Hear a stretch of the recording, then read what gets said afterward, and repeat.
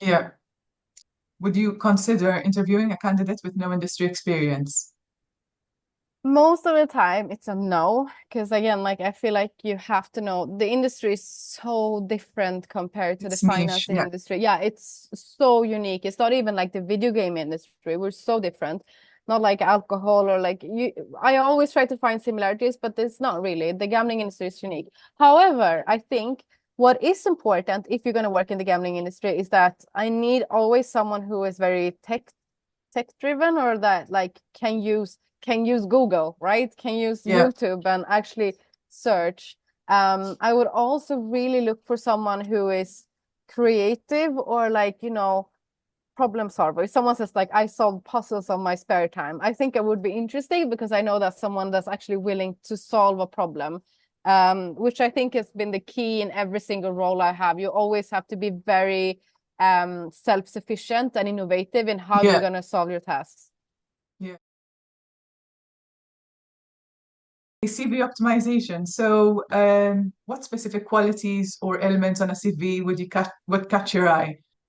I would probably do a CV that looks creative. I would pick out if it wasn't a pile. Like I'm Yeah, all yeah, about visual. I know I heard like apparently it's super in right now to do this very like text simple CVs. But if it was me and I was picking something out, I would pick something that looks very creative.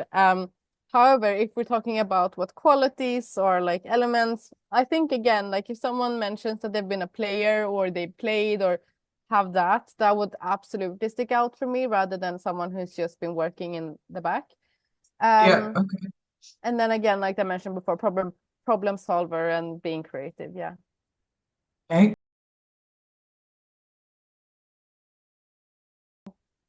It's a small industry. I mentioned this like 5 times already, but everyone sees that on LinkedIn, right? If you only stayed 6 months or 8 months at every single job, everyone's going to remember it and start to question it. So I don't think you should do it too often. However, I Often, can yeah. understand like it's very attractive if a recruiter comes and say, they're going to pay so much money, whatever. I think you can always take the interview. I always say take the interview, just talk, because otherwise it could be someone that you network with some other time or when you're going to hire they know someone else or so again it's a small industry. It's good to know people.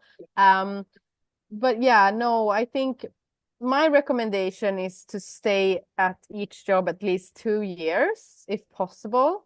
I think that gives a good foundation showing that you have tried everything to make it work. You probably also know the team well enough that if let's say you wanted to go somewhere else, they would give you an offer or say, you're way too good for us, whatever. So I think 2 years is a good limit if you want.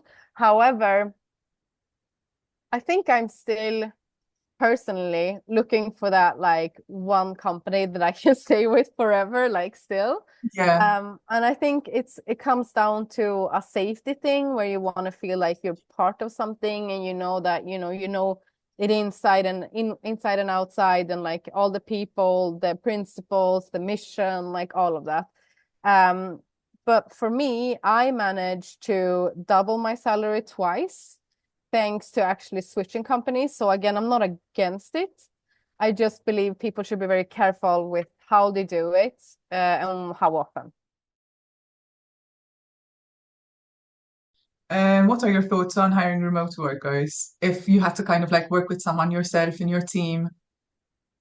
I think it's like again, it's a hassle because for my role right now, it's difficult to do everything that I want to do. But for the right role, I think it's amazing.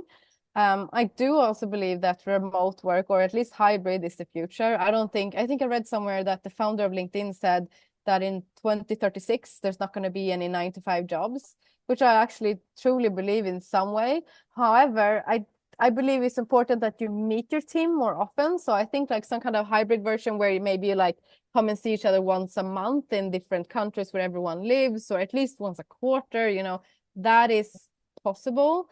And I would definitely hire someone remote as long as they can show what they're doing, right? It's all about structure and being able to still present that you're giving value while you're not actually sitting down and someone clocking you.